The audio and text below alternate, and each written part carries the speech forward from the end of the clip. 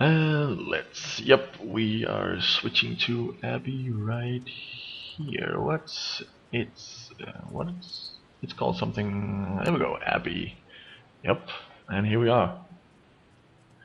Zooming out a bit, and yes, we have the two routes on the left and right side, and the monastery inside the middle of the town with the buildings and cover from artillery. Actually, most of the other spots on the map aren't as greatly covered as inside that city, but there are the mountains down over here, and you, of course, you can hide from artillery down here, but you can get hit also from this direction. So it's you really have to push to a very early location, like against the mountainside up on the in the D7, and if you want to push that way. But I have no idea what the artillery guys have thought up this time, because they pulled a good one on us this time by coming up with a great strategy by just sending out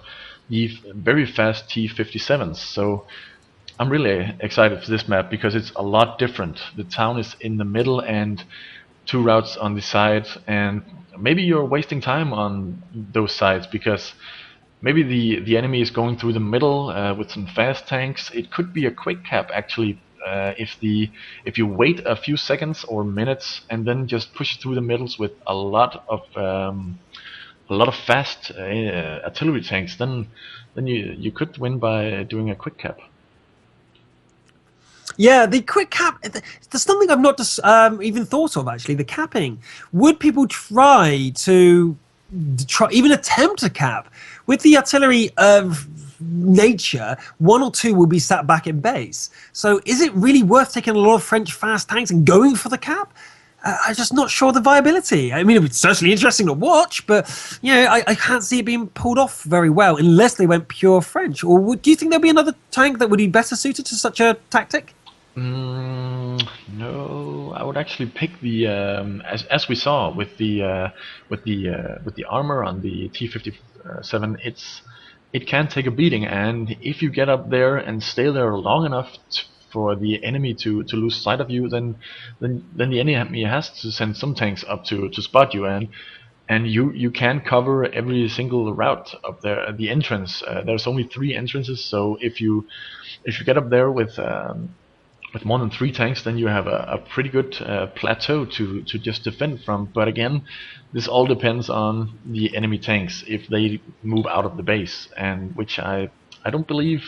I think they're going to leave a few artilleries inside the base. Yeah, I certainly think that's going to be the case. So, do you think with this map that the French armor, or even mass T-57s with their armor, that they could try to do a push straight through down the funnels on the 5th and 6th grid, down the right-hand side of the Abbey, on the high-rise area? Do you think they could actually push through, just brute force it, just go for it, without the enemy expecting?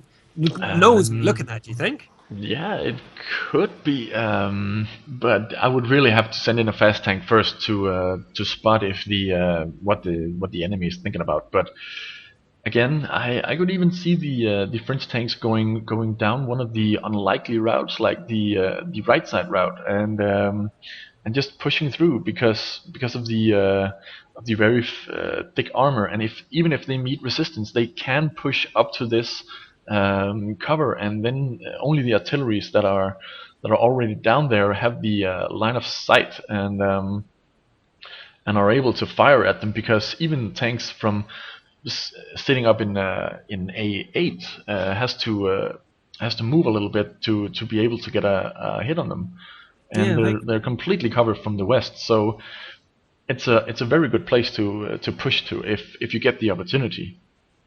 I totally agree. There's probably, well, there's so many tactics you can do with the limitations that are on today, which we'll go through again in a second. The choices are so open. There are so many things to do. It's really a note to make that on World of Tanks, there's so much diversity in such low tiers. There's only tiers 2, 3, and 4 RT available. That's a very, very small percentage of all the tanks in the game, and yet there's almost unlimited amount of different tactics and different choices that these clans can make. Yeah, because it's not just a random battle, and it's not just a random clan wars battle, because in those battles you never pick all artillery, and this is the Fun Cup, so we are going to see a lot of fun tactics. So it's really fun to watch. I really enjoy this. Yeah, me too. I'm really, for me, I can't wait for the next game to start. I really want to see what sort of tactics they're going to pull out the bag. The last Chinese team were very organized, but I want to see something more extreme. I want to see a clan go, okay, let's just charge forward with loads of fast French artillery, or trundle forward with heavy armors. And I can announce that BIA did win indeed against BDB. So we will be watching USSR versus BSR. So it is indeed BIA versus USSR next. Oh, I've been blocked from the chat. It is indeed BIA versus USSR next. Right. Come on. Send. It's not sending. Oh well, people can hear on the chat in 8 minutes time. Try some more. Oh, well. Well, that worked. Okay, so let's go through what's going on again today for the people who didn't know. I'm Dorjan. And I am HighFlyer15. And we're your commentators today from RivetingTV. We are also TheRiisingSun at YouTube and the Treadheads at YouTube if you've seen it. We are here today as big fans, really excited for you to listen to and watch this esport. It's amazing upcoming esports that is hopefully something you guys will watch over and over again. The next event that we can mention, apart from the Earl Steel that's going to be happening in Moscow next week, will be the Mangled Metal on the 22nd of September. The registration is open, so go ahead and join it now. Yeah, go join, because there's nothing to lose and all the gold to gain. So go join. It's only going to be fun. Yep, go join. Join. Join now. Dear. Now, actually, I want to have a closer look at that T-57. I really think that made the Chinese team play. The two players playing on the T-57, unfortunately, I can't remember them now. The T-57 players, really effective. I mean, really effective. I didn't expect it to be such a game turner. Now, the view range is 385. That is actually less than the Wesp and less than the Bison. So it's not that particularly effective as a view range scout, but it's super effective at being a scout. Do you think it was the players themselves, or is there something I'm not seeing with the stats? No, it's a mixture of both, of course, but the tank is very good at just getting out there, scouting, and then pulling back because of the low accuracy of the enemy artillery. And of course he knew that, and this is not something you'll do in random matches or clan wars or even, yeah. So, but it's, yeah, the high speed limit of 40 really makes it excel at being the scout artillery. So it was a very nice choice to have two of those, because if you lost the first one, then you have another one backing up. So very good choice. Definitely. I honestly didn't expect that. I really didn't predict that at all, not in the slightest, if you couldn't tell. And it was such an interesting choice. I did mention the T-57 during the build-up, thinking that it could play a part with that high armor, because I noticed it. But it was so effective. Was it the M7 Priest? Took 3 shots. 3 shots to kill it. 3! Yeah, that's amazing. Yeah, that just proves that you really have to be lucky to get one shots even on the artillery. With artillery, people are usually complaining about it when you have a very high damage gun and it doesn't do a very high damage roll. But as we just saw, even the artillery has a hard time, even when it's face to face brawling like that. Hey, there's a new splash screen for you showing the USR win. You want to grab that and put it up for everybody? Yep, I'm grabbing it. Oh, yep, because the USR did beat OMV in an almost, I would say, surprising win from the reputation of OMV that they were such a solid team. That means the USR are even better. I think today is the day we're going to see some sort of upset of the OM clan not winning the finals. Something I'm really looking forward to is USSR next. So let's see what you've got, guys. I'm really looking forward to it. Impress me and impress the crowds. I want to see their fans go mental for them. USSR fans, shout in the chat. I hope you went mental. I can't see, obviously. 8 minutes delay. Ah, shame. Let's see. To find the picture. Oh. Have you got it? Yeah, I'm kind of lost right now, actually. Putting in the... okay. All the way over. In the right. There we go. I'm trying to restart the stream chat. It's crashed on me, guys, so I'll be there as soon as I can. That's why I'm not talking about it right now. It's gone down for me. Yeah, technical issues. I blame the monkeys in my computer. Yep. Yeah, but as we can see, the USSR are moving forward into the semifinals, and BIA are going to be their opponent. But we're still waiting on the Chinese to find out which opponent they're going to be facing. Oh wow! News just in: OM have lost. Both OM clans are out of there. We are going to see the the Battalion Windy Redmia versus Chinese. So in the finals will either be USSR, BIA, Chinese, or BWR. Whoa, that is a turnaround. So that is something really, really to look forward to. USR is next, guys. USR versus BIA. Wow, I didn't expect that one to come in, did you? Not at all, no. We've been talking about them winning, and suddenly, boop, both teams out. That's a really big surprise. Yep, they're both gone. These guys are the guys who are winning everything. Yeah, sure. They're gone now. Oh, okay. Well, it's all for grabs. We have no idea who's going to win this. It's going to be so tight. Every clan here are experts. All these players here are trying their hardest, not giving an inch. And, wow, that's going to be something to watch. All these battles are going to be so tight and so exciting. Yeah. And as we get further into the competition, of course, we're going to see, or hopefully we're going to see, a lot more awesome strategies with these artilleries surprising us once again with their strategies. Just thinking about it, artillery and strategy. If you have a full team of artillery, I just can't put the same word strategy into my mind. Just can't can't comprehend it. Yeah, it's so much fun. This see, Fun Cup is really fun, guys. You got to think outside the box. 5 minutes till next round, guys. So stay tuned for that. 4 minutes is enough to run around your block once. It's enough to make a cup of tea and have a toilet break. It's enough to eat a Twix. So there's a few things we can do in that time. But what we're going to do is have another look at Abbey. Yep, let's go into Abbey, and now we know who we're going to see and what their possible tank layouts might be.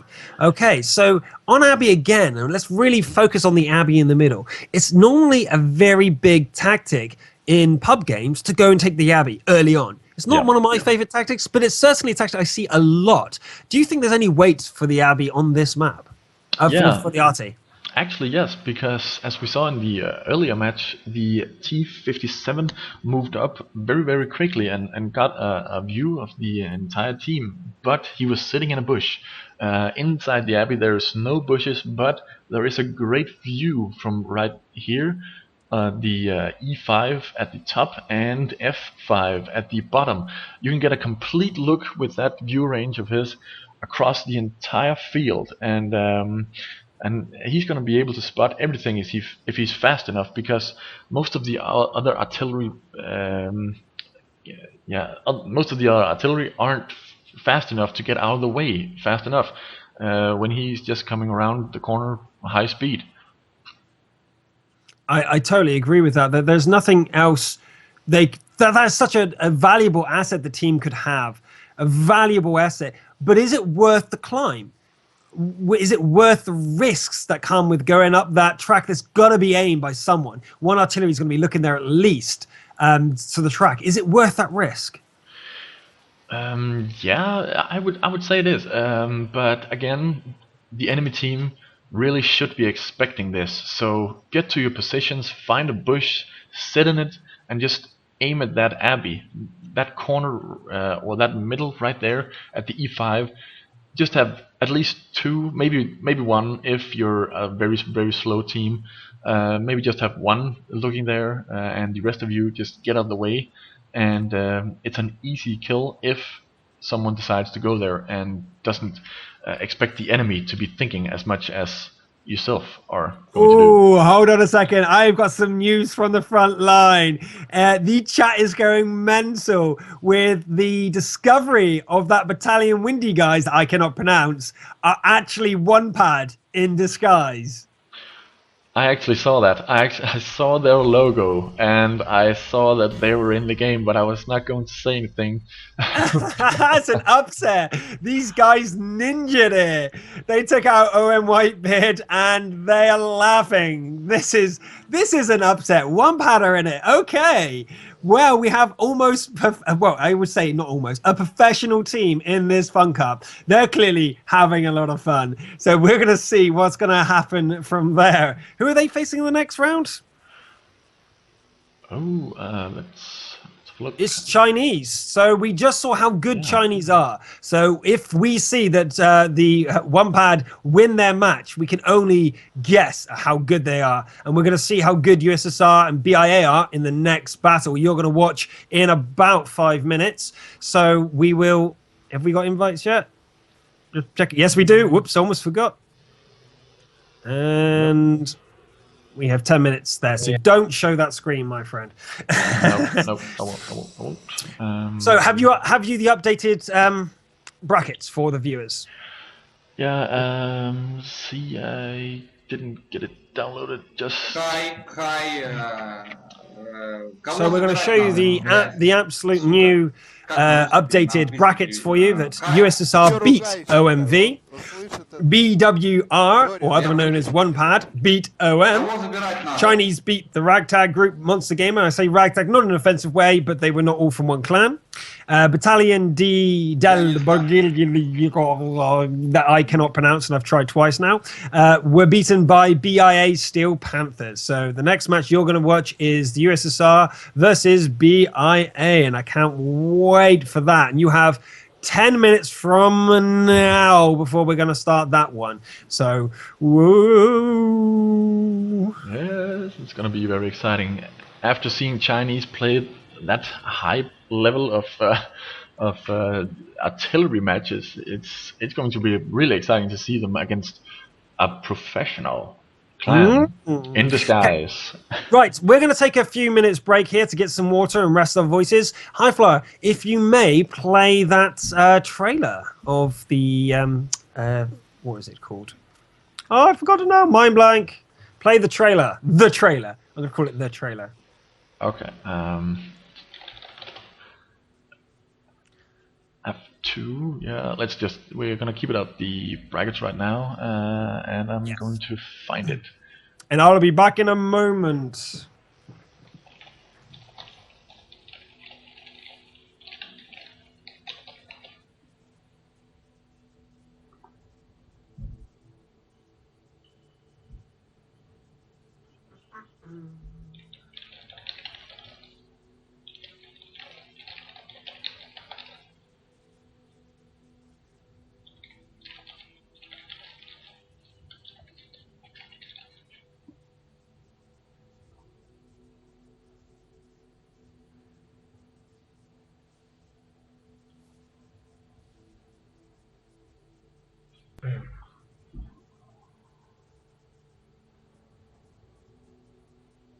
Sorry for the silence, guys. I'm just trying to find out how to play that trailer, and right now I'm getting the answer. Okay, I'm just going to find it. Let's see.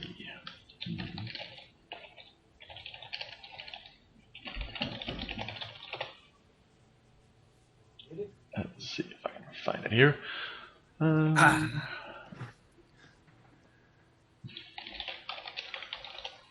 We're not going to jump to We're going to the trailer. That's fine. I thought you had it already set up. Yeah, that's but, my bad. Yeah, I gotta. Yeah, I shouldn't risk it if it was going to mess up the stream. So. Yeah, that's fine. That's fine. So, have you got the next round picture, which is USSR versus BIA? Yes, there it is. I've got it there. I'll post it again. Bang, that one. Alrighty then. I'm gonna switch it as fast as possible. This is How's everyone doing in the chat? Let me know. You really enjoying it? The first game good? You looking forward to seeing USSR in action or BIA? Who's your favorite? BIA? BIA? USSR? Type in the chat. Who's your favorite? USSR? BIA? Who's gonna win? BIA? Anyone? BIA? USSR? I don't know. Maybe. Well, we'll see. It seems fans on both sides are in the chat. So that's great. Reminder of everybody that we're on an 8-minute delay here. We are not Wargaming employees. We are just fans like you guys having fun casting these games for you. I hope you've really enjoyed them. Any feedback is most welcome to RivetingTV@gmail.com. Oh. Yeah. Oh, maybe I should fill up my water bottle. I've already drank, what is it, 2 liters of water? Oh, God.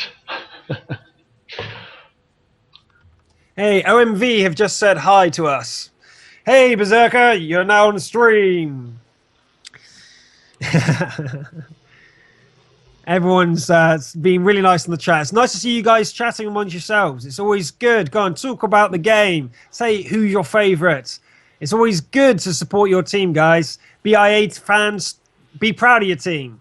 I want to see more guys chatting about it. Go on. Who's your favourite player? Who's your favourite player in BIA? Who's their star player? USSR, who's their star player? Or are they no star players? They're all just perfectly good. All of them are amazing. You got a favourite player? Anybody? It's good to see. Right, let's have a look at that. Information screen. I'm trying to think which one. Death from Above, rule sets. Just for anyone who's just tuned in. Trying to find it. Yeah, there it is. Hi, Flyer, what's the rules? Well, the rules for this tournament is, as the title applies, Death from Above. It is artillery only, and you have to have one from each of the nations present in the game. French, German, US, or the Russians. It's the maximum tier is 4, and you have to have 4 to 7 players per team, and you're allowed to have up to 4 reserve players waiting in queue just in case someone goes offline. And it is a 23 tier points for 7 players, minus 2 points for each player below 7, and there's a maximum of 2 Wargaming.net employees per team, so you're not allowed any more help. The use of premium tanks, the French artillery, which is the only artillery premium tank in the entire game so far, is allowed, and so are shells and consumables premium, of course gold. Teams, they have 10 minutes before each start of the match to join the lobby and ready up, and each battle lasts for 15 minutes, and you win of course by destroying all enemy artillery, or you can capture the base if that's what you're going for. The first 2 rounds were best of 1 or 3, and we're already at the semifinals, so it's best of 3 again. Is it, Luke? Yes, it semi-finals still best of 3. It's only the finals that's best of 5. Finals is best of 5, and if the match ends in a draw, both teams are disqualified, so they really have to fight for it.